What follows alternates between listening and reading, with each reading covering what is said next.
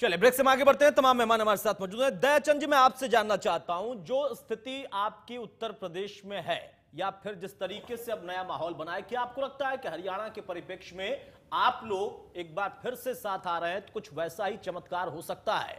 क्योंकि आपने गठबंधन कर लिया, लेकिन सीट बंटवारे पर आपका कहना है कि समय तब होगा जब चुनाव नजदीक होगा। लगता है इतना आसान होगा बंटवारा? और छोड़ दीजिए, मैं उस पर भी नहीं जाता, ये सक्रियता क्या आप बनाकर रख पाएंगे तब तक, जिस बात की कोशिश या कवायद होनी चाहिए और जैसा कह भी रहे राजनीतिक विशेषज्ञ भी?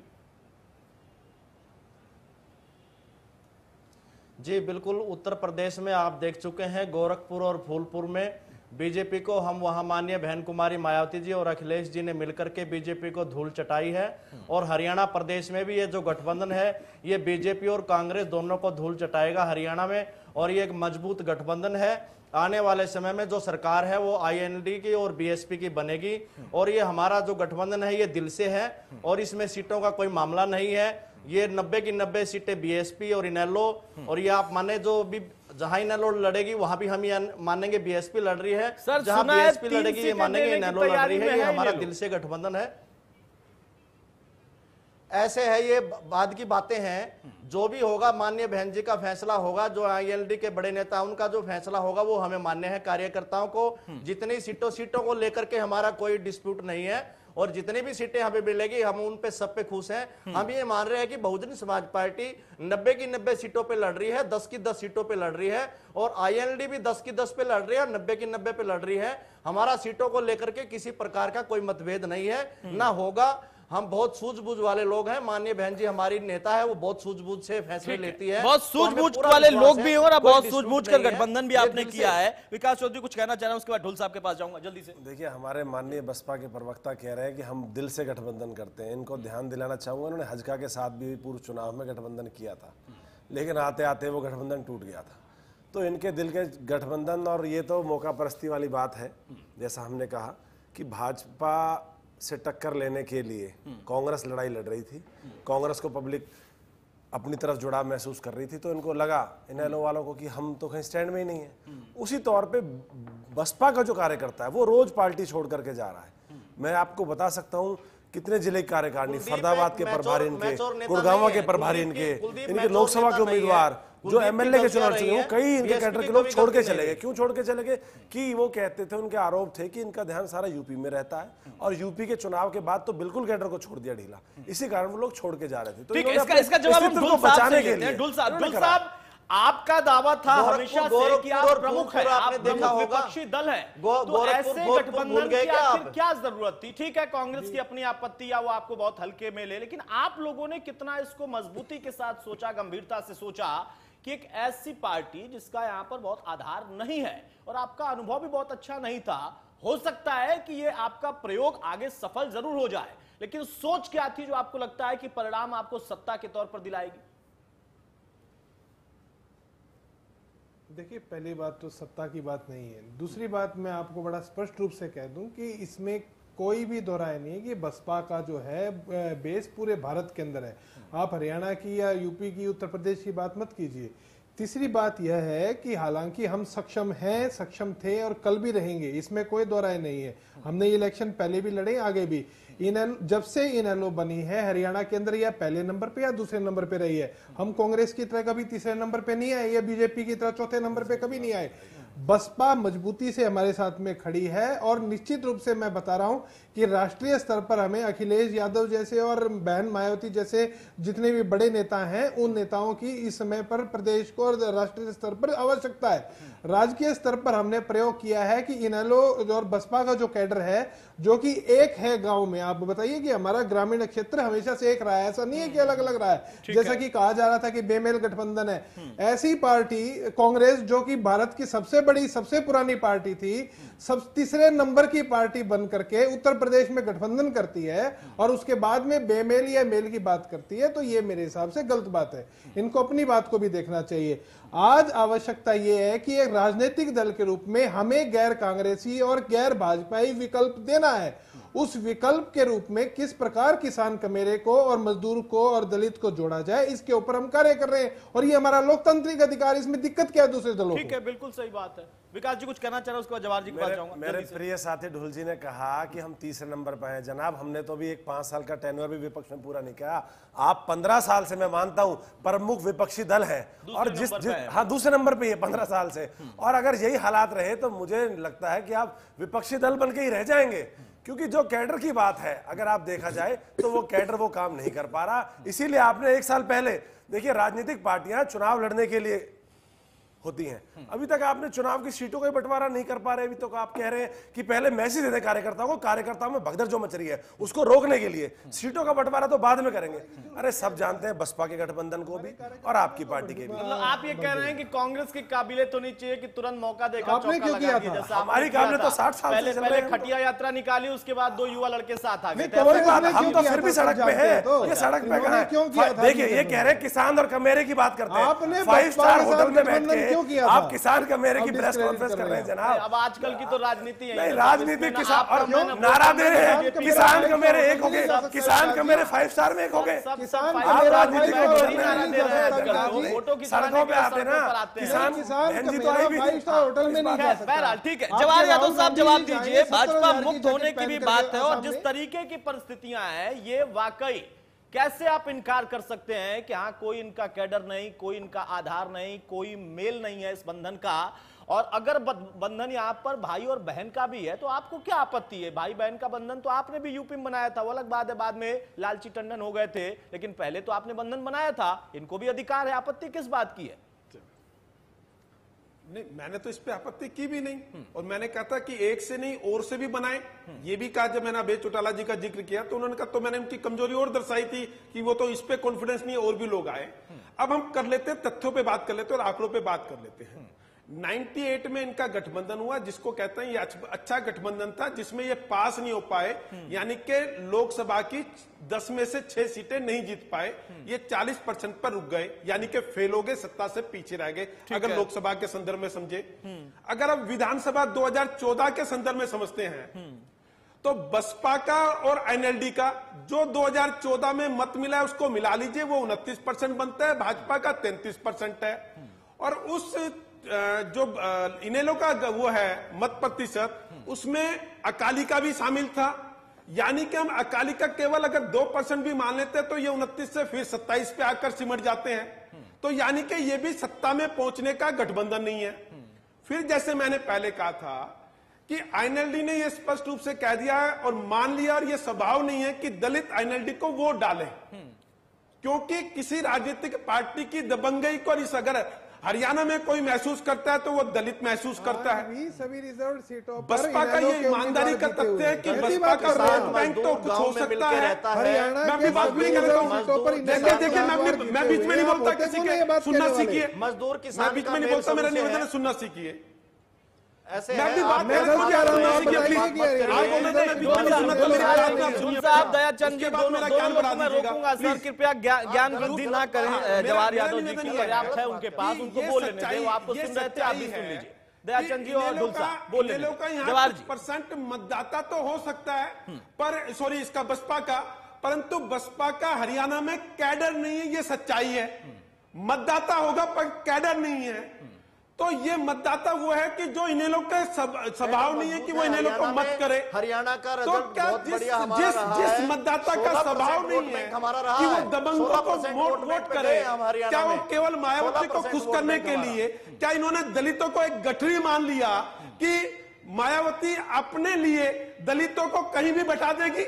यानी कि जो उनको पीड़ित करते थे, उनको शोषित करते थे, उनकी शादियों में बारातों में बैठने नहीं देते थे, उस मानसिकता के दबंग लोगों के साथ केवल मायावती चाय के और दलित अपना स्वाभिमान मारते गए। हमारे नेता आप ऐसा कैसे कर सकते हैं? मायावती वो नेता है जो अलग-अलग फॉर्मूले और अगर ये मिल भी जाए तो ये 27% पे जाके सिमट जाते हैं और 27% से कभी भी कोई भी राजनीतिक पार्टी हरियाणा में सरकार नहीं बना पाई है। हो गए ये नहीं है, कोई उनका दलित अपना समाज का अधिकार है कोई प्रयोग नेता है, करना। दलित समाज ने अलग किसी बात को है कि नेता आपका माना ये तो मानना बहन है जी कि को उनका माना। कैडर बहन यहाँ जी पर हमारी नहीं है, नेता मतदाता है। हो सकता है। बहरहाल डॉक्टर गुरमीत मैं आपसे जानना अरे चाहूंगा, बहन जी गठड़ी नहीं है, दलित वोट बैंक कोई गठड़ी नहीं है कि मायावती ने 4-10% राज्य में रख दिया। दलित का स्वाभिमान रहना चाहिए, दलित को पता है कौन उन्हें विकास के मार्ग पर ले जाएगा। दलित के सम्मान की कीमत नहीं है, मायावती जी की कीमत है। दलित गठरी नहीं है, इस मानसिकता से निकाल दीजिए। हरियाणा का दलित स्वाभिमान के साथ जीना चाहता है, हरियाणा का दलित पुराने कांडों को याद करेगा। डॉक्टर गुरमीत मानता है, बहन जी हमारी नेता है। नहीं सर, मालूम अरे है आपकी मानता नेता, हमने है, कब कहा कि आपकी इसलिए नेता वो नहीं है? मानता होगा, परेशान ना हो परंतु सर, आप ही की खिचड़ी नेता नहीं रहेंगे। है। अरे दयाचंद जी आप ही की नेता मतलब रहेंगे, आपकी मायावती नेता का है, आप स्वाभिमान बिल्कुल है, हरियाणा परेशान ना के हो सर, दलितों उनके का कहने से स्वाभिमान नहीं ऐसा है होगा, क्या? किसी और की नेता हो जाएंगे। हरियाणा के बहन जी आपकी भी दलितों का नेता है, हमारे स्वाभिमान देश है, की नेता है, क्या अच्छी बात मायावती का है। स्वाभिमान डॉक्टर हरियाणा गुरमीत, के लाखों दलितों से ऊपर हो गया क्या? डॉक्टर गुरमीत जी अपने राजनीतिक महत्व के संत दलितों को शांत हो अपमानित जाए करेंगे प्लीज। क्या? जवाहर जी आप भी और दयाचंद जी आप भी, please sir, please. Doctor Gurmeet मेरा सवाल अगर आपने सुन लिया हो तो जवाब दें सर। नहीं, सवाल नहीं सुना सर क्योंकि सवाल शोर मेरा में ये मुझे था आपकी कि आवाज नहीं पिछले आई। चुनावों आप की एक अगर बार हम प्लीज बात दोबारा करें, इनेलो की भूमिका की बात करें तो बहुत सारी सीटें थी जहां मार्जिन 1000, 2000, 5000 था। क्या ये एक नई गणित यहां पर लगाने की कोशिश की गई है अपने कार्यकर्ताओं में उत्साह भरने के देखिए, साथ साथ मैं समझ उसकी गया। भरपाई ये कर पाएंगे बसपा के साथ, ये इनकी सोच है और इसमें कोई शक नहीं हो सकता कि अगर ये सोच है तो भी उनका अधिकार है। ये हो सकता है संभव कि सत्ता में इनके दखल के बिना कोई और नहीं आएगा। देखिए, जो बात आपने कही कि पिछले चुनाव में मार्जिन थोड़ा था और उससे पहले जवाहर जी भी जो फिगर थे, वोट फिगर, वो बता रहे थे। ये विश्लेषण उपयोगी होते हैं और हमें करने भी चाहिए और राजनीतिक दल भी करते हैं। लेकिन जैसे मैंने पहले कहा कि हर चुनाव दूसरे चुनाव से अलग होता है।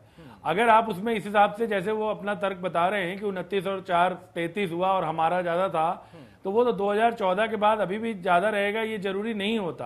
हो सकता है और ज्यादा है। कोई भी चुनाव जो होता है वो पिछले चुनाव से अलग होता है। और चुनाव जो होता है वो आंकड़ों पे, चुनाव आंकड़ों में, मेरा ये मानना है कि चुनाव आंकड़ों पे नहीं, चुनाव माहौल से जीता जाता है। चुनाव पिछले चुनावों के आंकड़ों से नहीं जीता जाता। माहौल की बात ये होती है, जैसे मैंने कहा कि एक परसेप्शन बनाने की कोशिश है। जवाहर जी की ये बात ठीक हो सकती है कि पिछले कई साल से बसपा की उस तरह से प्रेजेंस शायद नहीं दिख रही होगी, वोट है उसी को उन्होंने, जैसे मैंने कहा, वो अब एक्टिवेट कितना होते हैं। बाकी अगर आप ये कहेंगे कि आज गठबंधन हुआ, आज ही सीटों का ऐलान हो जाए, आज ही सब कुछ हो जाए, और अभी तो ये मीठा मीठा, जैसे अभी बसपा के साथी भी बोल रहे हैं कि भाई हम 90 सीटें हम लड़ेंगे, 10 सीटें, वो ये एक माहौल होता है बनाने के लिए किया जाता है। अभी दोनों लोग आगे कैसे मेहनत करते हैं। और फिर देखिए, इसमें हमें मानने में कोई दिक्कत नहीं है कि अभय चौटाला जी और मायावती दोनों ही एग्रेसिव टेम्पर के लीडर्स हैं और एक टेम्परामेंटल उनका एक वो रहा है, तो उसमें आगे हो सकता है कि प्रॉब्लम ले। लेकिन अब दिक्कत, अभी पहली चुनौती उनके सामने ये है कि वो ग्राउंड में जाकर अपने आप को भारतीय जनता पार्टी का विकल्प बनाकर पेश कर पाते हैं कि नहीं। क्योंकि हरियाणा में एक और दिक्कत है जो यूपी में नहीं है या जो बिहार में नहीं है, वहां पर जो बातें चल रही हैं वो महागठबंधन की चल रही हैं। आप समझ रहे हैं, जहां पर कांग्रेस भी उनके साथ जाती है कई जगहों पर कि किसी तरह से भाजपा को हराना है। यहां पर आईएनएलडी के लिए यह बात कहना बहुत मुश्किल होगी कि कांग्रेस भी उनके साथ आ जाए। यूपी में बहन मायावती जी के लिए या अखिलेश जी के लिए, अखिलेश जी ने तो आपको पता है कांग्रेस से समझौता किया ही था 2014 के चुनाव, ये जो पीछे जो विधानसभा का चुनाव हुआ था। तो इसलिए हरियाणा की सिचुएशन अलग है। ये केवल यूपी की बात मैंने इसलिए की थी कि वहां पर एक चुनाव में जो भारतीय जनता पार्टी का जो एक छोटा चुनाव था, हालांकि उपचुनाव था, उसमें जो हार लगी, उससे एक माहौल बना। उसी माहौल की वजह से, उस माहौल ने एक इस गठबंधन के लिए मेरे हिसाब से उत्प्रेरक का काम किया, जिसमें शायद अभय जी ने बात की, अभय चौटाला जी ने मायावती जी से, और या मायावती जी ने इनसे, और एक बात बनी। आपको पता है पिछले कुछ महीनों से, कुछ समय से माहौल बनता है। ममता बनर्जी दिल्ली आती हैं, कोई और कहते हैं भाई थर्ड फ्रंट होना चाहिए। उस माहौल में ये एक महत्वपूर्ण कदम है। अब ये एक पहला कदम है, इसको आगे कितना ले जाएंगे दोनों नेता, वो आपस में अपनी ईगोज को कितना पीछे रख पाएंगे, भारतीय जनता पार्टी उसमें कैसे काउंटर करेगी। हाँ, और जो कांग्रेस के हमारे साथी इसको बहुत लाइटली ले रहे हैं, मेरा ये मानना है उन्हें इतना लाइटली नहीं लेना चाहिए, क्योंकि कांग्रेस का तो अपना घर बिखरा हुआ है। तो अगर कांग्रेस इसको लाइटली लेगी, ये एक चुनौती के रूप में जरूर आएगा कांग्रेस के सामने, क्योंकि कांग्रेस ने पिछले 4 साल में जो मेहनत मान लीजिए भारतीय जनता पार्टी की सरकार के खिलाफ की है, उसमें नो डाउट वो आईएनएलडी से मुझे लगता है कहीं ना कहीं उनकी तरफ फोकस रहा है। लेकिन साथ के साथ उनकी जो लड़ाई है, जो इंटरनल लड़ाई है, वो भी कम नहीं रही है। तो इसलिए कांग्रेस को इसको लेकर बहुत संजीदा होना पड़ेगा। ठीक है, यानी सत्ता में बैठे लोग ही सिर्फ यहाँ पर गंभीर ना हो या गंभीर हो, लेकिन उसके साथ साथ कांग्रेस को भी विचार करना पड़ेगा। बहरहाल मैं फिर से एक बार लौट कर आ रहा हूं रविंद्र ढुल साहब, मेरा सवाल यह है, तीसरे मोर्चे का फिर से जिक्र होने लगा है, सीटों का बंटवारा कब होगा, कैसा होगा, हम नहीं कह सकते और आप लोगों का अधिकार है, आप करेंगे, चुनाव जैसे आएगा, मूवमेंट कैसे बनाएंगे, माहौल कैसे तैयार करेंगे, लेकिन क्या आपको लगता है कि तीसरा मोर्चा इसका जिक्र करके आप उस प्लेटफॉर्म पर जा सकते हैं और यहां पर आपकी परिस्थितियां अलग है, बाकी अन्य जगहों पर तो कांग्रेस भी शामिल हो जाती जिसका जिक्र कर रहे थे डॉक्टर साहब, लेकिन यहां पर आप हर उस पार्टी के बी टीम बोले जाते हैं जो कि विपक्ष में है या सत्ता में है, दोनों तरफ से आप ही पर वहां पर हमला बोला जाता है, तो आपको इस रिश्ते को बहुत मेंटेन करके चलना है, भाई बहन का रिश्ता हो, दो पार्टियों का रिश्ता हो, बहुत मेंटेन करके चलना है। लेकिन अगर राष्ट्रीय परिप्रेक्ष्य पर देखें तो तीसरे मोर्चे में क्या इनकी जगह इतनी आसान हो सकती है? आप कह सकते हैं कि हमारा इतना है वर्चस्व या हम हैं इस रोल में कि हमको इस तरीके से स्वीकार किया जाए? हरियाणा के बाहर देखिए अतुल जी, पहली बात तो मैं बता दूं, हरियाणा के अंदर जो चीज़ है, जिन बातों का जिक्र किया गुरमीत जी ने भी किया, आपने भी किया, एक बात हमें बड़े स्पष्ट रूप से माननी चाहिए कि तीसरे मोर्चे की बात जो है राष्ट्रीय परिप्रेक्ष्य में हो रही है, ठीक है। और हरियाणा के अंदर हमने कहा है स्पष्ट रूप से, क्योंकि हम तीसरा मोर्चा पहले भी हैं, आज भी हम प्रमुख विपक्षी दल है, ऐसा नहीं है, मैंने जैसे बताया 46 सीटों पे हम दूसरे नंबर पे थे, ऐसी सीटें भी है जहां पे हम 400 वोट से, एक तो सीट हम 3 वोट से आ रहे हैं केवल कांग्रेस से, तो इसलिए मामला हरियाणा के अंदर जो है हम बहुत बेहतर परिस्थिति में आते हैं। और जहां तक बात तीसरे मोर्चे को बीट करने की या एक प्रोपेगेंडा करने की है जिस प्रकार बी टीम वाली है, सभी क्षेत्रीय पार्टियों के साथ में पूरे भारत में कहीं भी हो, राष्ट्रीय पार्टियों का यही खेल होता है कि उन्हें डिस्क्रेडिट करने के लिए उनके खिलाफ अजीब अजीब प्रकार के आरोप लगाए जाते हैं, फिर यही राष्ट्रीय पार्टियां कहीं ना कहीं उनके पीछे खड़ी रहती हैं। जैसे भारतीय जनता पार्टी खड़ी रहती है वहां पर जाकर के बिहार में जो है कांग्रेस का महागठबंधन तोड़ करके जेडीयू के पीछे जाकर के खड़ी हो गई, या अब जाकर के वहां पर जम्मू कश्मीर में जाकर के खड़े हो गए ऐसी पार्टी के खिलाफ जिसे आप देशद्रोही बताते हैं। तो ऐसा नहीं है कि भारतीय जनता पार्टी जो इन बातों से मुक्त हो जाती है, ऐसे ही इन बातों से कांग्रेस मुक्त नहीं होती है। कहीं कहीं जाकर के जहां पर यहां पर आप ये कह सकते हैं इनके पास में कैडर है कांग्रेस के पास में, लेकिन कांग्रेस के पास में कैडर के अलावा कम से कम 7-8 अलग अलग पार्टियां हैं, Congress H, Congress A B C D, पता नहीं कितनी प्रकार की, मैं गिनवा नहीं सकता। लेकिन जो महत्वपूर्ण चीज ये है कि यदि कोई क्षेत्रीय दल कोई प्रयोग करना चाहता है अपने मतदाताओं और अपने लोगों को साथ में लेकर के और लगातार सड़क में लेकर के, तो मेरे हिसाब से किसी राष्ट्रीय पार्टी को समस्या नहीं होनी चाहिए। ये हमारी घर की बात है, भारतीय जनता पार्टी इनेलो बैठ करके किस प्रकार से क्या करेगी, हमारी समस्या है, इनसे इन दोनों पार्टियों को क्या लेना देना है। ठीक है, भारतीय जनता पार्टी इनेलो नहीं बल्कि सर इनेलो और बीएसपी ये दोनों मिलकर क्या करेंगी अलग मसला है। बहरहाल दयाचंद जी, मेरा सवाल ये है कि एक्सपीरियंस कुछ और रहा है, मायावती हो सकता है साथ आ गई, लेकिन मायावती की अपनी एक सोच है, उनकी अपनी एक सोच के साथ साथ छवि भी है, और आपके तमाम जो अनुभवी रहे हैं, आपके करीबी रहे हैं, नंबर 2 पोजीशन पे, नंबर 3 पोजीशन पे, उन्होंने कई बार खुलकर आरोप लगाए। मैं उस पर जाना नहीं चाहता, लेकिन फिर भी जब हम इस जीवन में हैं तो वो चर्चाएं होती हैं। यहां पर संबंधों में कम से कम कोई डील तो नहीं आएगी, माहौल ऐसा बनेगा मिलकर कि हाँ एक ऐसा विकल्प आप बना देंगे चुनाव आते आते कि लोगों को भी लगेगा कि सिर्फ ये संबंध नहीं है, हमारे लिए विकल्प भी है। बिल्कुल, ये इस प्रकार की कोई बात नहीं है जो आप सोचते हैं, ये हमारा गठबंधन है, दिल से है। और माननीय बहन जी बहुत सोच कर बोला था, मैं कहां सोचूंगा सर।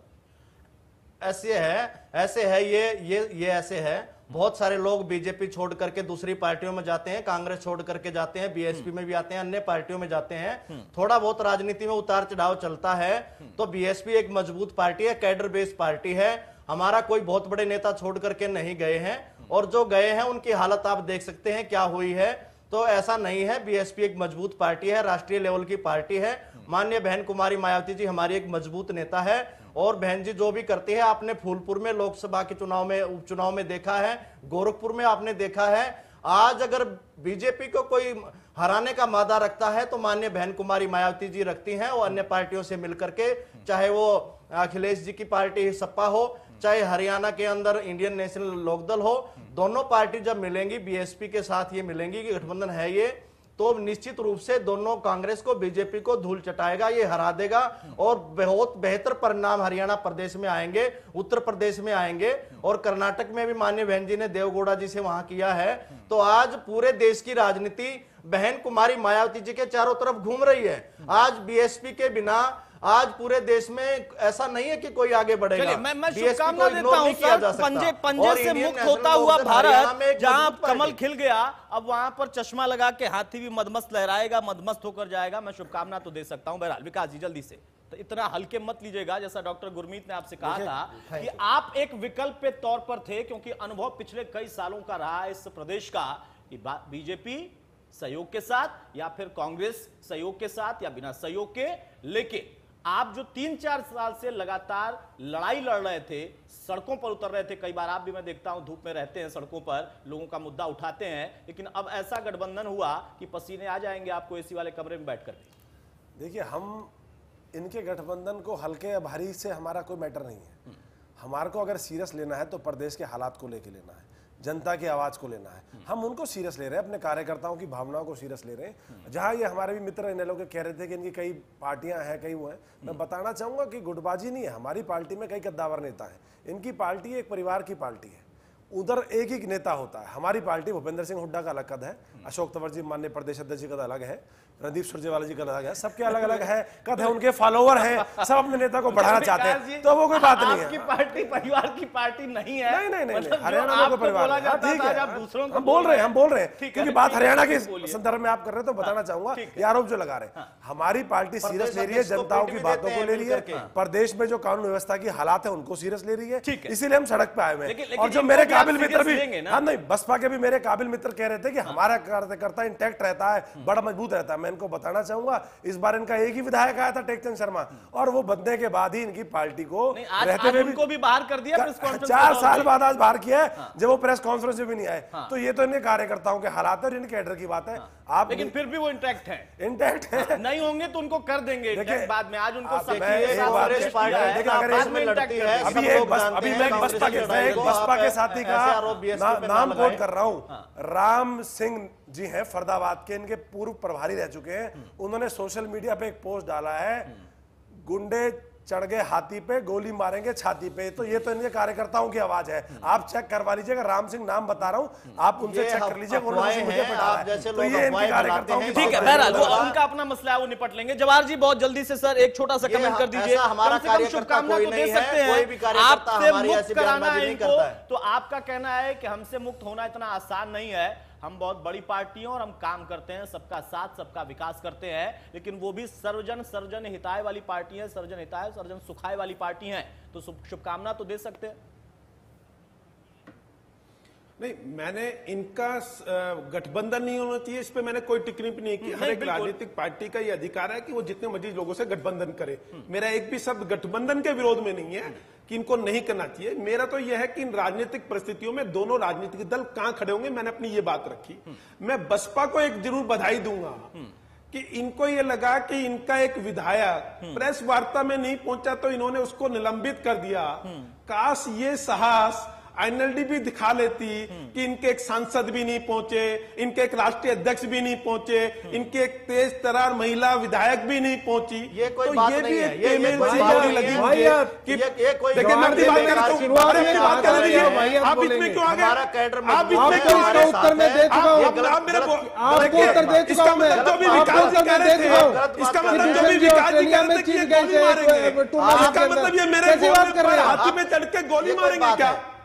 इसका मतलब विकास जी ठीक कह रहे थे कि हाथी पे चढ़ के गोली मारेंगे। मैं अपनी बात कर रहा हूँ, मेरे बात करने की, इन्होंने तो मुझे गोली मारनी शुरू कर दी। इन्होंने तो हाथी पे चढ़ के मुझे गोली मारनी शुरू कर दी। मैं अपनी बात मुझे कहने का अधिकार है, आप मुझे मेरी बात करने से कैसे रोक सकते हैं? राजनीति मैंने कहा था आप मुझे मेरी बात करने से कैसे रोक दिक्कत नहीं है दयाचंद जी, कोई दिक्कत नहीं है, नेता प्रतिक्रिया ले रहेंगे और तो विकास जी जो कह रहे थे कि हाथी पे चढ़ के गोली मारेंगे, गोली मारनी शुरू कर दी। डॉक्टर गुरमीत नाराज मत होइए, इस सर, बात आप में नाराज आप मत दे होइए, दीजिए, आप बोलेंगे। पानी पीजिए आराम से, तो सब जो बात मैंने- करिए, आराम और से, मैंने तो जवाब तारीफ की जवाब बसपा शांत हो की। जाए, जवाब मैंने तो बसपा जवाहर की यादव तारीफ शांत हो की। जाए, ये लड़ने का कोई विषय नहीं है सर, आपने ये दिखाया, रात बंधन तो हुआ है, इन्होंने इसमें दिखाया तो खुशियां अच्छी मनानी बात है, चाहिए, इसमें परंतु लड़ने ये की क्या इनेलो बात का है? निजी बहरहाल, मामला है, ये क्या क्या डॉक्टर बात गुरमीत, है? बहुत संक्षेप में सर, बहुत दूसरी संक्षेप में बात एक है। लाइन में एक मैं सवाल जवाहर मैं जी पूछना की बात चाहता का हूं, उत्तर क्या दे चुका हूं कि आने गठबंधन वाले की चुनाव में, टीम लोकसभा के या वर्ल्ड विधानसभा कप के चुनाव बात में कह लेता हूं, एक देखिए मैं दूर करता विकल्प हूं, मुझे मिल आवाज ठीक से सकता नहीं आ है रही कम से कम हरियाणा में। ये इस तरीके का गठबंधन है, इतनी उम्मीदें हो सकती हैं इनके अपने लोगों को। डॉक्टर गुरमीत, हाँ, निश्चित तौर पे ये गठबंधन जो है, देखिए आईएनएलडी तो पहले भी विपक्षी दल रही है और आईएनएलडी का अपना काडर भी है, और इस गठबंधन के माध्यम से मुझे लगता है कि आईएनएलडी ने बल्कि ज्यादा फायदा उठाया है, क्योंकि राष्ट्रीय स्तर पर उन्हें एक प्लेटफॉर्म मिल सकता है तीसरे मोर्चे के तौर पे, या जब वो बनेगा आने वाले चुनाव जो लोकसभा है उससे पहले, ठीक है, तो वहां पर वो एक अपनी मौजूदगी दिखा सकते हैं। क्योंकि मैंने जैसे बताया कि ओम प्रकाश चौटाला जो हैं, जो इनकी पार्टी के सुप्रीमो हैं, वो जेल में हैं और वो बाहर उतनी सक्रियता नेचुरली नहीं रख सकते कभी बीच में वो उस तरह से, तो अभय चौटाला के इस समय कंधों पर पार्टी है, तो इसलिए उन्हें एक मौका भी वहां पर मिलेगा। तो आईएनएलडी को मुझे लगता है इस प्रदेश, क्योंकि वो इसमें कोई दो राय नहीं कि लीड पार्टनर इसमें आईएनएलडी रहेगी, तो जो प्रदेश में गठबंधन होगा और बसपा उनकी सहयोगी की भूमिका में होगी। ठीक है, और सहयोगी बसपा की का भूमिका में जैसे रहेगी, अभी लेकिन यहाँ भी एक बसपा के शंका भाई आती है बता सर, रहे जो थे कि मायावती उन्होंने को अलग- जानते हैं वो लीड खुद ही करती हैं कभी, लेकिन हो सकता है परिस्थितियां बदली हैं तो अपने विचार भी बदले। बहरहाल मैं रोक रहा हूं डॉक्टर गुरमीत, आपको पहले माफी ही चाहूंगा, कहा कि वक्त वो है नहीं। temperament बहुत शुक्रिया ढुल साहब आपका, दयाचंद जी आपका, डॉक्टर गुरमीत आपका, जवाहर यादव जी आपका और विकास चौधरी आपका भी। तो कुल मिलाकर समीकरण बदले हैं, लेकिन समीकरण विकल्प में बदल पाएंगे या फिर वाकई एक ऐसा बंधन बना है जो कि लगातार सक्रिय रहेगा और माहौल चुनाव आते आते बदल पाएगा, इसके लिए हमें इंतजार करना पड़ेगा। लेकिन एक बात तो है कि हाथी ने चश्मा लगाया है, अब लहरा के आएगा। नमस्कार, नमस्कार, आप देख रहे हैं प्रदेश का नंबर 1 और सबसे भरोसेमंद news channel India news Haryana. मैं हूं आपके साथ अतुल प्रताप सिंह। हरियाणा की सियासत में नए समीकरण बनते बिगड़ते रहे, नजर आते रहे, एक बार फिर से कुछ ऐसा ही नजर आ रहा है।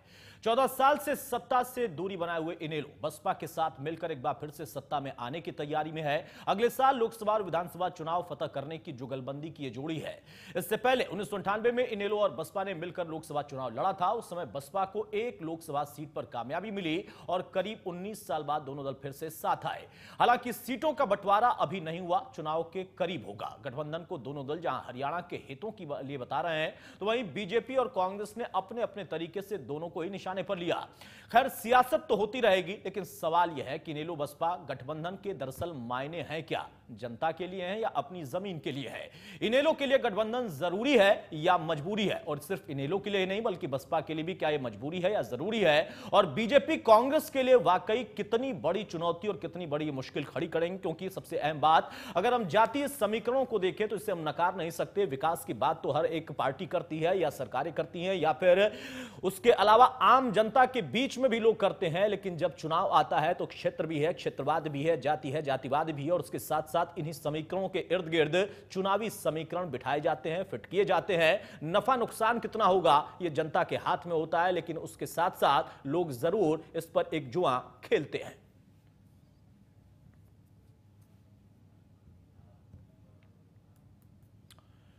तो संयुक्त प्रेस कॉन्फ्रेंस करके इनेलो और बसपा दोनों दलों ने इस गठबंधन को हरियाणा के हितों के लिए बताया और बताया कि दरअसल इसके वजह से परिवर्तन कितना आएगा।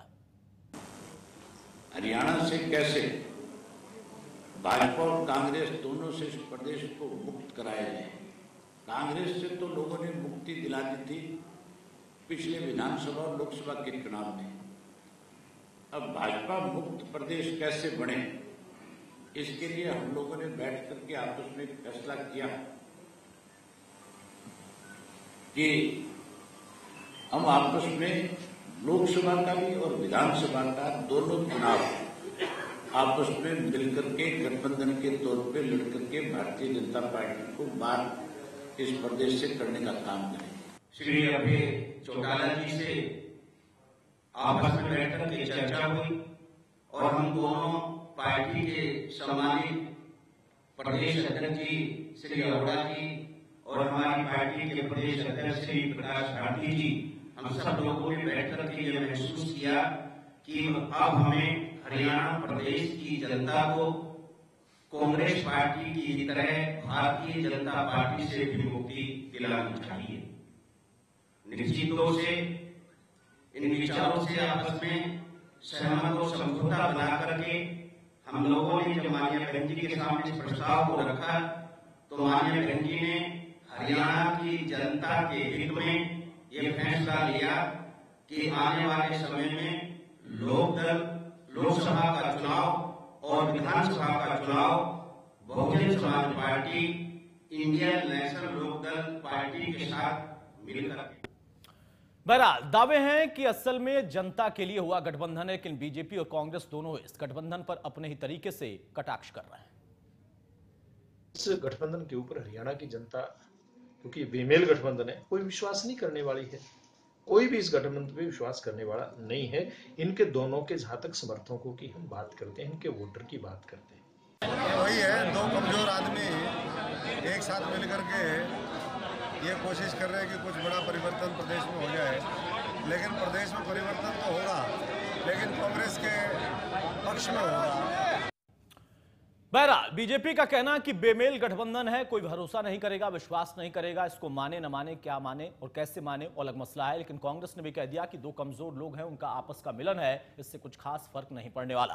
लेकिन हम आपको ग्राफिक इस जरिए दिखाते हैं कि परिस्थितियां क्या कहती हैं और परिस्थितियों से ज्यादा आंकड़े क्या कहते हैं। 98 में इनेलो और बसपा का गठबंधन रहा था। ग्राफिक के जरिए आप समझिए कि दोनों दलों के गठबंधन का इतिहास किस तरीके का रहा और उसका क्या प्रभाव रहा। 98 में इनेलो बीएसपी का पहला गठबंधन, दोनों पार्टियों ने एक साथ लोकसभा चुनाव लड़ा। इनेलो अलोद्रा हरियाणा लोकदल राष्ट्रीय दल, इनेलो ने 6 और बीएसपी ने 4 सीटों पर चुनाव लड़ा था। 98 लोकसभा चुनाव में इनेलो को 4 सीटों पर जीत मिली।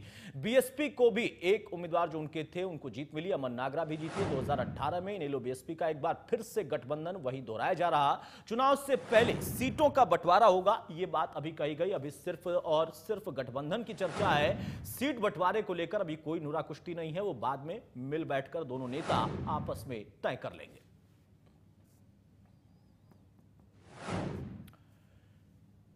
इधर 2014 के विधानसभा चुनाव का वोट प्रतिशत हम आपको दिखाते हैं, जो बहुत अहम हो जाता है। भाजपा की बात करें तो 33.20% ये उस वक्त का आंकड़ा था। कांग्रेस की बात करें तो 20.58%, इनेलो 24.73% और बसपा की बात करें तो 4.37%। ये उस वक्त के प्रतिशत को हम आपको दिखा रहे हैं, जो वोट प्रतिशत था और इसमें कैसे किसको जीत मिली थी और कहां अगर कोई गठबंधन हो जाता या फिर कोई मिलन हो जाता तो शायद पलड़ा उनका भारी पड़ जाता या पासा पलट सकता था।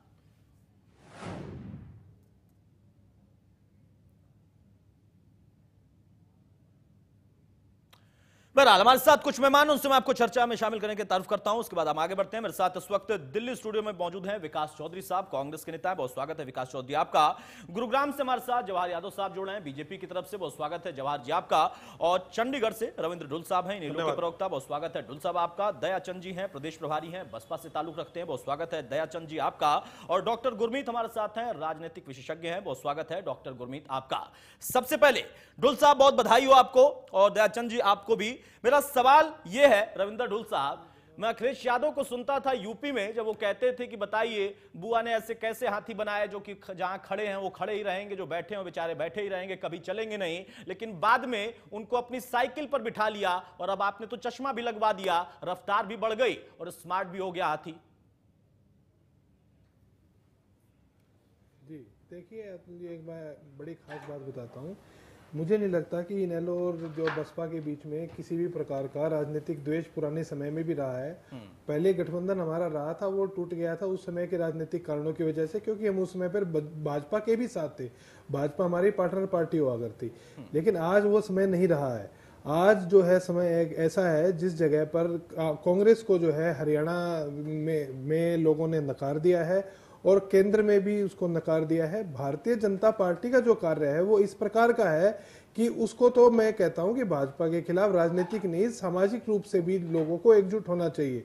तो यहाँ पर हमारी पार्टी ने बड़ा स्पष्ट रूप से सोचा था कि किसान और कमेरे को किस वर्ग के लोगों को किस प्रकार से इकट्ठा किया जाए, ग्रामीण अंचल के लोगों को किस प्रकार से इकट्ठा किया जाए और उस चीज में एक तीसरे मोर्चे का एक प्रारंभ किया जाए। जैसा कि हमने कहा था, गैर भाजपा और गैर कांग्रेस हम गठबंधन की बात करते हैं और इसकी हमने बात की थी, इसकी एक शुरुआत की है। कांग्रेस हमारे बारे में कहती थी भाजपा की बी पार्टी है, भाजपा हमारे बारे में दूसरी अनर्गल बयानबाजी करती थी, आज भी भाजपा अनर्गल बयानबाजी करेगी, आप जवाहर यादव जी को सुन लीजिएगा।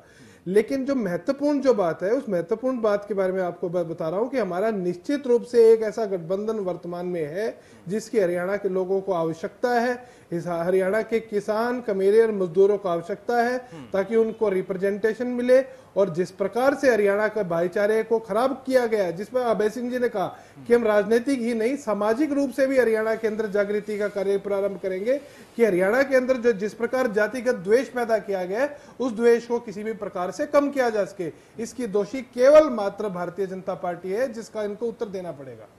ठीक है, लेकिन सर एक चीज है कि आप भी अच्छे प्रवक्ता हैं और हमारे साथ जवाहर यादव साहब जुड़े हैं, वो भी अच्छे प्रवक्ता हैं। ना आप अनर्गल बयानबाजी करते हैं, ना वो अनर्गल बयानबाजी करते हैं। बयानबाजी आप दोनों कर सकते हैं, आप दोनों को अधिकार है, आप राजनीतिक पार्टी के लोग हैं। लेकिन बहरहाल दूसरे मुद्दे पर आते हैं जो हमारा विषय है। दयाचंद जी, जमीन अपनी मजबूत करनी थी और आप लोगों में कभी कोई द्वेष रहा भी नहीं है और कोई रोक भी नहीं सकता है, आपका अधिकार है, आप कर सकते हैं गठबंधन, आप मिल सकते हैं। लेकिन असल में क्या ये जनता के लिए गठबंधन है, किसान कमेरे के लिए है, या अपनी खुद की जमीन के लिए? और इससे कितनी मजबूती आपको दिख रही है कि हाँ, पहले का आपका एक्सपीरियंस और अब मौजूदा परिस्थितियां, उसके बाद का आपका एक्सपीरियंस कैसा होगा? देखिए, सबसे पहले मैं माननीय बहन कुमारी मायावती जी का शुक्रिया अदा करता हूं। कार्यकर्ताओं की आवाज़ को सुनकर के एक बहुत ऐतिहासिक फैसला माननीय बहन जी ने लिया है। और ये जो गठबंधन है, ये जनता के लिए गठबंधन है, मजदूर के लिए, किसान के लिए, कमेरे वर्ग के लिए, पिछड़े के लिए, दलित के लिए गठबंधन है। और ये जनता की आवाज़ है, कार्यकर्ताओं की आवाज़ है। 4 महीने से पूरे हरियाणा के अंदर हर कार्यकर्ता ये कह रहा है कि इनेलो और बीएसपी का गठबंधन होना चाहिए, और ये गठबंधन बिल्कुल सही है। पहले जो हमारा गठबंधन रहा उसका भी रिजल्ट बहुत अच्छा आया था। 1 सीट अंबाला की बहुजन समाज पार्टी जीती थी, हम लोग जीते थे, और इनेलो भी कई सीटें लोकसभा में जीत करके आई थी। तो ये गठबंधन है, बिल्कुल नेचुरल गठबंधन है और असली गठबंधन है और जनता के लिए गठबंधन है। और आने वाला जो समय है वो इनेलो और बीएसपी का है। माननीय बहन कुमारी मायावती जी मोदी को टक्कर केवल दे सकती है तो बहन जी दे सकती है। आज मोदी अगर किसी से घबराया है तो माननीय बहन कुमारी मायावती से घबराया बुरा है। मान जाएंगे। इनके जो नेता हैं उन्होंने कहा है कि 15 मिनट में बोलूंगा, वो सुन नहीं पाएंगे। उनको टक्कर तो राहुल गांधी ही दे सकते हैं और कोई नहीं दे सकता है, लेकिन आपका दावा है कि मायावती दे सकती है। बहरहाल विकास इसका जवाब देंगे। फिर भी आपको आपने बधाई दी बहन जी को और आपने बधाई दी उस जनता को जिसकी आवाज सुन ली गई अपने दोनों ही नेताओं के जरिए। विकास जी बताइए, विकल्प भी है और उसके साथ साथ जो मांग थी जनता की उसे पूरी किया है दो दलों ने, आप लोगों को किस बात की तकलीफ? देखिए अतुल जी, हमें कोई तकलीफ नहीं है, बहुत अच्छी बात है। इन्होंने गठबंधन किया, इनकी अपनी सोच है, इनकी ये कह रहे हैं इनके वर्करों की डिमांड थी। इसका मतलब ये है कि इनका वर्कर 1 साल पहले ही चुनाव में मान चुका है कि ये अपने दम पे सरकार नहीं बना सकते, इसलिए इन्होंने गठबंधन आज ही कर लिया है। ये तो तय हो गया कि इनके वर्करों ने ये मान लिया था दोनों पार्टियों के कि कहीं अस्तित्व नहीं है, बिना हम जब तक गठबंधन नहीं करेंगे हम सत्ता के आसपास भी नहीं जा सकते। दूसरी बात ये, मैं अभय सिंह चौटाला जी की इसमें तारीफ करूंगा कि उन्होंने बहुत अच्छा कदम उठाया। जो उनके कार्यकर्ता रोज कांग्रेस की तरफ आ रहे थे छोड़ छाड़ के, और जो बसपा के भी जो लोकसभा के कई उम्मीदवार हमारी पार्टी में आ चुके हैं, फरीदाबाद के हों, अम्बाला के हों, कई उम्मीदवार जो चुनाव लड़े थे वो कांग्रेस में अशोक तंवर जी की पार्टी में हमारी शामिल हो चुके हैं। इनको लगा कि अगर अब हम ये गठबंधन भी नहीं करेंगे तो हो सकता है जो बचे खुचे नेता हैं वो पार्टी छोड़ जाएं। तो इन्होंने अपनी पार्टी के, अपने कार्यकर्ता के प्रति इनकी जिम्मेदारी बनती है, उनके हौसला बढ़ाने का इनका फर्ज है, इन्होंने वो फर्ज अपना निभाया आज गठबंधन करके। कार्यकर्ताओं में जोश भरा है कि आप घबराइए मत, हम लड़ाई लड़ने के लिए तैयार हैं। ये तो आज इन्होंने अपनी एक मिसाल दी है कि हम लड़ाई लड़ने के लिए तैयार हैं, क्योंकि इनका कार्यकर्ता अभी तक मान नहीं रहा था कि ये भी लड़ाई लड़ने में सक्षम भी है। 15 साल हो गए को आ रहे हैं, सत्ता में है नहीं, कार्यकर्ता निराश और हताश था, इसलिए कर रहा था। दूसरी बात एक मैं और कहना चाहूँगा, ये कह रहे हैं कि ये सामाजिक और उसका भाईचारे का गठबंधन है, तो मैं याद दिलाना चाहूँगा इन्हें, आप देख लीजिए सोशल मीडिया के 2 तारीख को जो बंद था दलित भाइयों का, उसका सबसे ज़्यादा अगर किसी ने विरोध किया था वो इनेलो के कार्यकर्ताओं ने और इनेलो के नेताओं ने किया था, बहुत सारे नेताओं ने किया था। बिल्कुल नहीं, गलत नहीं, आप ढुल साहब, मैं आपकी बात नहीं कर रहा, मैं आपकी बात नहीं कर रहा। अरे तसल्ली रखिए, हाँ कोई नहीं, कोई गलत आरोप, मैं ढुल साहब की बात नहीं कर रहा, लेकिन इनके बहुत से स्क्रीनशॉट दिखा दूंगा। आज ये कह रहे हैं कोई बात नहीं, लेकिन मैं एक बात बताना चाहूंगा, ये बसपा का जिसका यूपी में आधार खत्म हो चुका है, मायावती जी अपनी एक राज्यसभा की सीट तक नहीं ला पाई। बिल्कुल आधार वो खत्म आज नहीं है। आकर के हरियाणा बहुजन में ये समाज दावा पार्टी करें उत्तर कि प्रदेश हम में सरकार ले सबसे बड़ी आएंगे और हम पार्टी देश है की राजनीति में और फर्क ले आएंगे। 22% से ज्यादा वोट बैंक बीएसपी का है। बीएसपी उत्तर प्रदेश में बहुत मजबूत पार्टी है। आप गलत आरोप लगा रहे हैं, गलत असमंजस वाली। अरे भाई सुन लो ना, डिबेट को डिबेट आने तो सुन लो, और उनके उसके बाद ज्ञान बढ़ा लेना। उनका आप समर्थन करते हैं, लेकिन हरियाणा जो कि बॉर्डर से सटा है कहीं, वहां आते आते सुर बदलने पड़ते हैं, मजबूरी जरूरी जो भी बात है नहीं। ये जो बड़ी बड़ी बात कर रहे हैं मैं उनका जवाब दे रहा हूँ। ये कह रहे हैं आज प्रदेश के हालात ये हैं कि भाजपा की नीतियों से जो लोग नाराज हैं और जो आमजन है वो कांग्रेस में आ रहा है, लगातार कांग्रेस का गिराव बढ़ रहा है, तो इनको ये लग रहा है कि भाई ऐसा हमारी सरकार 15 साल से अपने कार्यकर्ताओं को उत्साहित करने के लिए एक माहौल उनको थामने के लिए फर्क नहीं पड़ेगा। कांग्रेस की भूमिका सबसे सक्रिय है, लोग आ रहे हैं। बसपा के कितने लोग आगे पता ठीक है जवाहर जी, मेरा सवाल अब आपसे, उसके बाद मैं डॉक्टर गुरमीत जी के पास जाऊंगा। सवाल यह है कि हाथी अब स्मार्ट भी है और चश्मा भी लगा लिया है, साइकिल पर पहले ही बैठ गया था तो रफ्तार भी आ गई है और भाजपा मुक्त करना है अब। ये वाकई क्या हकीकत हो सकता है, सपना है? और सपना है भी तो उनका अधिकार है, वो देख सकते हैं, आपसे पूछकर नहीं देखेंगे। लेकिन अगर ऐसा समीकरण बन जाता है तो क्या कहता है आपका गणित, आप पर इसका कितना असर पड़ेगा? इसको अगर सिर्फ हरियाणा प्रदेश के लिहाज से हम देखें। एक तो मेरा निवेदन है, अभी विकास जी बोल रहे थे तो बीच में बसपा के मित्र टीका टिप्पणी कर रहे थे। हम मेरे बाद जो ज्ञान बढ़ाना होगा मेरा उसके बाद बढ़ा लीजिएगा। एक तो अतुल जी अभी आपने कहा कि हाथी ने हरा चश्मा पहन लिया, यानी कि सावन के अंधे को हरा ही नजर आता है, तो इसका मतलब जमीनी हकीकत अब आईएनएलडी नहीं देख पाएगा, केवल चुनाव परिणाम में हार आएगी तब उसको पता चलेगा, क्योंकि अभी तो सावन के अंधे को हरा ही हरा नजर आएगा। दूसरा, इस बात को मैं पुख्ता करता हूं कि वास्तव में इनेलो का कार्यकर्ता हताश था, निराश था और वो इतने उसमें जा चुका था कि इनेलो के पास, क्योंकि आज तक हरियाणा का इतिहास रहा है या तो कांग्रेस और कांग्रेस के बाद भाजपा, केवल एकमात्र ये दो पार्टियां ऐसी है आज तक जिन्होंने चुनाव से पहले किसी से पूर्व गठबंधन नहीं किया और ये सत्ता में आए तो केवल दो पार्टियां हैं। तो इनेलो को ये चला गया था कि वो सत्ता में बिल्कुल नहीं आ सकते अपने दम पे, तो नंबर एक। दूसरा, उनका कार्यकर्ता हताश निराश था। तो ये जो गठबंधन हुआ, ये गठबंधन जनता का या कार्यकर्ता का भी गठबंधन मैं नहीं मानता, क्योंकि अभय चौटाला जी को जब आप सुनेंगे तो उन्होंने बड़ा स्पष्ट रूप से कहा कि ये गठबंधन, उन्होंने आईएनएलडी और बसपा का गठबंधन नहीं कहा, उन्होंने कहा ये एक भाई और बहन का गठबंधन है, यानी कि ये पूरे आईएनएलडी का भी गठबंधन नहीं है। इसका मतलब ये अभय चौटाला जी का और मायावती जी का गठबंधन है। आईएनएलडी का एक बड़ा ग्रुप आज इससे हताश और निराश हो गया। ये जवाहर यादव साहब फिर तो ये भारी पड़ जाएगा। मैं ढुल दूसरा मैं अपनी बात पूरी कर लेता हूं, मैं अपनी बात पूरी कर लेता हूं, चाहूंगा क्योंकि उत्तर प्रदेश का इतिहास कुछ और कहता है। भाई और बहन का गठबंधन के बाद फिर लालजी टंडन के बाद में लालची टंडन हो गए थे, तो इसके लिए तो थोड़ा सतर्क भी रहना पड़ेगा। सर मैं अपनी बात पूरी करिए जवाहर जी। मैंने कहा था ज्ञान मेरा बाद में बढ़ा लेना, मैं अपनी बात पूरी कर लेता हूं। नहीं सर, आपसे कहा कोई जो है आपका ज्ञान ज्ञानी है सर, आप तो ऐसे भी सरकार में। सर मुझे 30 सेकंड और दे दीजिए, 30 सेकंड और दे दीजिए, 30 सेकंड और दे दीजिए। जो ये मानते हैं अभी तक, सर अभी तक आईएनएलडी ये मानती थी कि दलित इनको वोट नहीं करता, इसलिए इनको लगा कि मुझे बसपा से गठबंधन करना चाहिए कि मुझे दलित वोट मिल जाएंगे, यानी कि अभय चौटाला भाई और बहन मायावती दलितों से उनके स्वभाव के विपरीत काम कराना चाहते हैं, क्योंकि आईएनएलडी मानते हैं कि दलित उसे वोट नहीं करता, इसलिए बसपा के पास जाओ। इसका मतलब मायावती भी कहती है कि दलित इनको वोट नहीं करता और वो दलितों से उनके स्वभाव के विपरीत काम कराना चाहती है, तो क्या दलित स्वभाव के विपरीत काम कर देगा? नंबर एक। दूसरा, अंत में एक और हुआ इस गठबंधन के बाद, एक पत्रकार ने अभय चौटाला जी से पूछा कि अकाली का क्या होगा, तो उन्होंने कहा जी अकाली से हम गठबंधन तोड़ चुके हैं, आप अकाली से आप पूछो वो आना चाहते हैं नहीं आना चाहते। यानी कि इन दोनों के मिलने के बावजूद भी अभय चौटाला जी का भी कॉन्फिडेंस ये नहीं आया कि हमें किसी की जरूरत नहीं, बसपा और आईएनएलडी, चलो बसपा और आईएनएलडी नहीं, कि भाई अभय चौटाला और बहन मायावती पर्याप्त है हरियाणा के राजनीति में विकल्प बनने के लिए। दूसरा, इन्होंने कहा कि ये तीसरे मोर्चा है, तो तीसरा मोर्चा तो तीसरे नंबर पे ही रहता है, तो आप लड़ाई किसके लिए लड़ना चाहते हैं? इसका मतलब पहले नंबर पे भाजपा, दूसरे पे कांग्रेस आ जाएगी और ये तीसरा मोर्चा तीसरे नंबर पर ही रहेगा।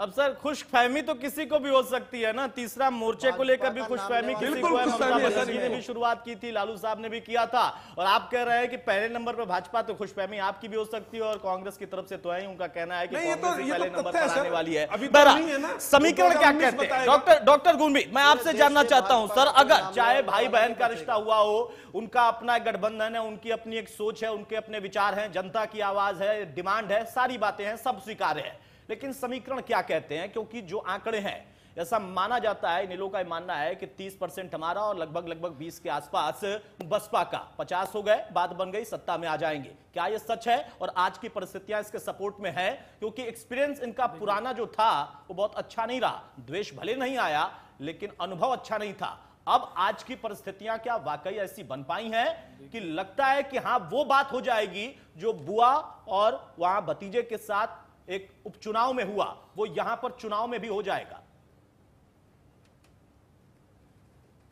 देखिए, दो तीन बातें। पहली बात तो हर राजनीतिक दल अपने दृष्टि से विश्लेषण करता है, लेकिन क्योंकि मेरे से ठीक पहले जवाहर जी बोले हैं तो एक आध टिप्पणी मैं उन पे कर दूं। देखिए, राजनीति में भाई बहन का गठबंधन कोई गठबंधन नहीं होता, वो एक कहने का लहजा होता है। या अगर तीसरा मोर्चा है तो इसका मतलब वो तीसरे नंबर पे ही आएगा, ये तो कोई बात नहीं। वो तो भाजपा और कांग्रेस दो पार्टियां हैं, तीसरा मोर्चा मतलब थर्ड फ्रंट, तो इस तरह से पहले भी बनते रहे, तो इसलिए इस तरह की तो ये तो थोड़ी सी बात अपरिपक्वता वाली होगी अगर हम ये आधार बनाएंगे गणित का। ये जरूर है कि अभी चुनाव में लगभग 1 साल पड़ा है और आप जानते हैं कि ये भी संभावना व्यक्त की जा रही है कि हरियाणा में विधानसभा का चुनाव भी हो सकता है कि साथ हो, और उसको कोई पूरी तरह से अभी खारिज नहीं कर सकते आप, क्योंकि ऐसा हो जाता है, क्योंकि उसके बाद कुछ ही। तो हरियाणा की जो राजनीति है, यानी कि जिसमें ऐसी संभावना भी आज हम क्लोज करके नहीं चल सकते कि लोकसभा के साथ भी चुनाव, तो एक हरियाणा की राजनीति में नंबर 1 तो ये एक महत्वपूर्ण घटनाक्रम है, चाहे चुनाव 1 साल अभी दूर हो।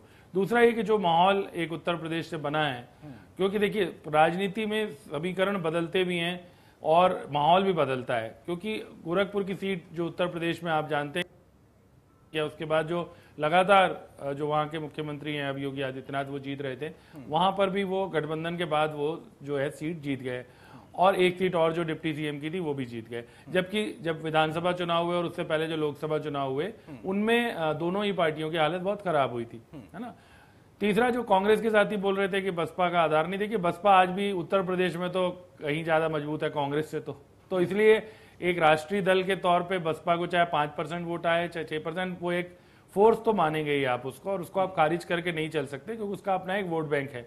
अब सवाल ये है कि अगले 1 साल में, जो आप मेरे से पूछ रहे हैं कि इसका क्या असर होगा, सवाल ये है कि अगले 1 साल में ये जो गठबंधन है, अनाउंसमेंट तो हो गया, वो सड़क पर लोगों के बीच कितनी अपनी गतिविधि बढ़ाता है, वो एक महत्वपूर्ण बात होगी, उस पर निर्भर करेगा। ऐसा नहीं कि आपने गठबंधन कर दिया, आप पटाख से आपने कह दिया कि 5% वहां जोड़ लिया, 25% वहां जोड़ लिया।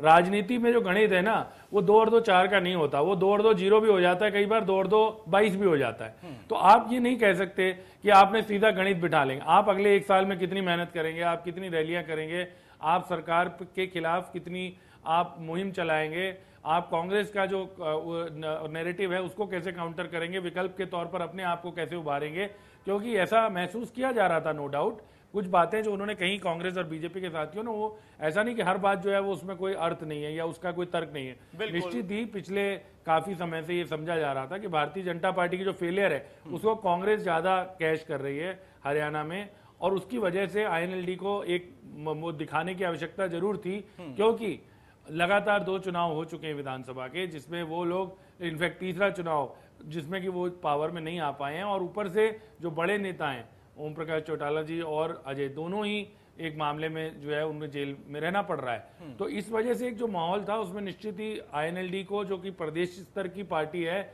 और संभवतः एकमात्र पार्टी है हरियाणा की रीजनल पार्टियों में, क्योंकि किसी जमाने में भाजपा हुआ करती थी, अब नहीं है, अब कांग्रेस, बीजेपी और बसपा ये सब राष्ट्रीय दल हैं, तो उनको ये बहुत जरूरी था अपना अस्तित्व बचाए रखने के लिए कि वो अब चुनाव की जो साल है उसमें अपनी फोर्स को दिखाने की कोशिश करें।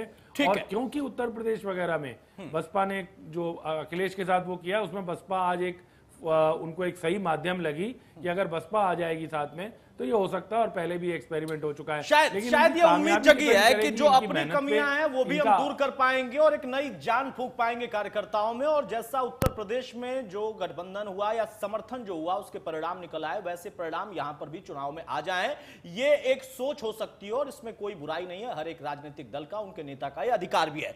एक छोटा सा ब्रेक लेंगे। ब्रेक के उस पार सवाल इसी बात का है कि वाकई जो पुराना अनुभव था उससे बहुत खास कुछ नहीं दिखता, लेकिन आंकड़े जरूर ये कहते हैं कि अगर वहां पर सब कुछ कॉम्पैक्ट हो गया तो जरूर ऐसा है कि शायद सत्ता में सीधे ना आ जाए, लेकिन सत्ता में आने की भूमिका जरूर बन सकती है और हो सकता है कि सत्ता में भी आ सकते हैं। इसलिए कोई इनको खारिज नहीं कर सकता, चाहे दोनों पार्टियां राष्ट्रीय जो हैं वो सिरे से खारिज कर रहे हैं कि ये बेमेल है, इसको कोई स्वीकार नहीं करेगा, लेकिन ये अस्वीकार्य भी नहीं है। एक छोटा सा ब्रेक, जल्द आते हैं।